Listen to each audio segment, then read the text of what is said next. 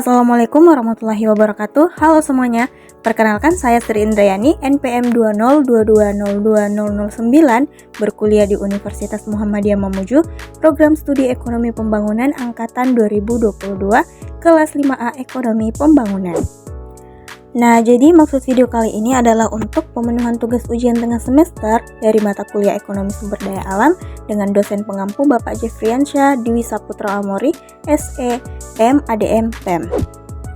Nah, di sini saya akan membahas terkait pengelolaan sumber daya alam terbarukan.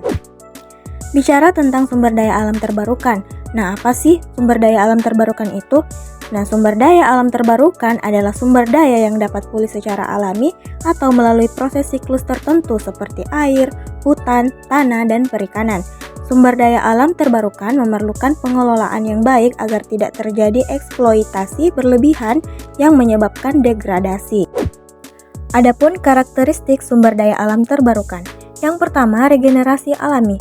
Dapat dipulihkan melalui proses biologis atau fisik, misalnya siklus hidrologi untuk air. Kedua, kebergantungan ekosistem. Ketahanan sumber daya alam bergantung pada kesehatan ekosistem yang mendukungnya. Dan yang terakhir, kerentanan terhadap overeksploitasi. Jika tingkat eksploitasi melampaui kapasitas regenerasi, SDA dapat rusak secara permanen. Selanjutnya, prinsip pengelolaan sumber daya alam terbarukan. Pertama, keberlanjutan. Memastikan pemanfaatan tidak melebihi kapasitas regenerasi sumber daya tersebut, seperti memanen ikan dalam jumlah yang tidak mengancam populasi di laut. Kedua, efisiensi. Menggunakan teknologi dan metode yang dapat meningkatkan efisiensi produksi dan mengurangi limbah. Ketiga, konservasi. Melindungi ekosistem dan habitat penting agar tetap mendukung keberlangsungan sumber daya tersebut. Keempat, partisipasi masyarakat. Melibatkan masyarakat lokal dalam pengelolaan dan pengambilan keputusan. Dan yang terakhir, diversifikasi sumber energi. Dengan mengurangi ketergantungan pada satu jenis sumber daya alam terbarukan dengan menggabungkan berbagai sumber untuk memenuhi kebutuhan energi. Adapun contoh-contoh sumber daya alam terbarukan. Yang pertama yaitu energi matahari, di mana energi matahari ini dimanfaatkan untuk panel surya, seperti pada ilustrasi di samping. Kedua, energi angin dimanfaatkan untuk pembangkit listrik tenaga angin. Dan salah satu contoh negara yang kita ketahui yang menggunakan energi angin itu yaitu Belanda, atau biasa juga disebut dengan negara kincir angin. Ketiga, air digunakan untuk irigasi, pembangkit listrik tenaga air, dan kebutuhan konsumsi. Ilustrasinya seperti pada gambar.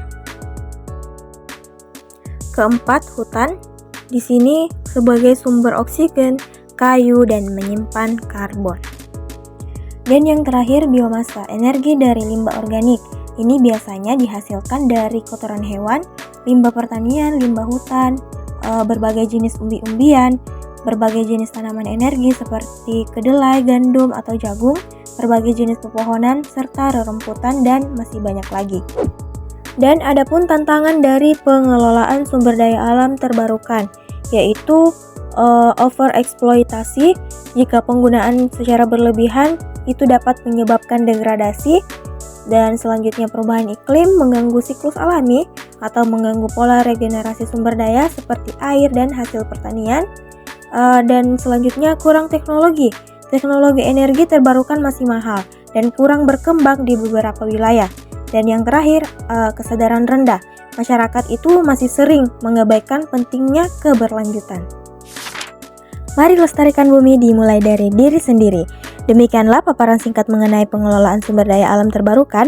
Semoga informasi yang saya sampaikan dapat bermanfaat bagi kita semua. Sekian, terima kasih. Saya akhiri dengan ucapan wassalamualaikum warahmatullahi wabarakatuh.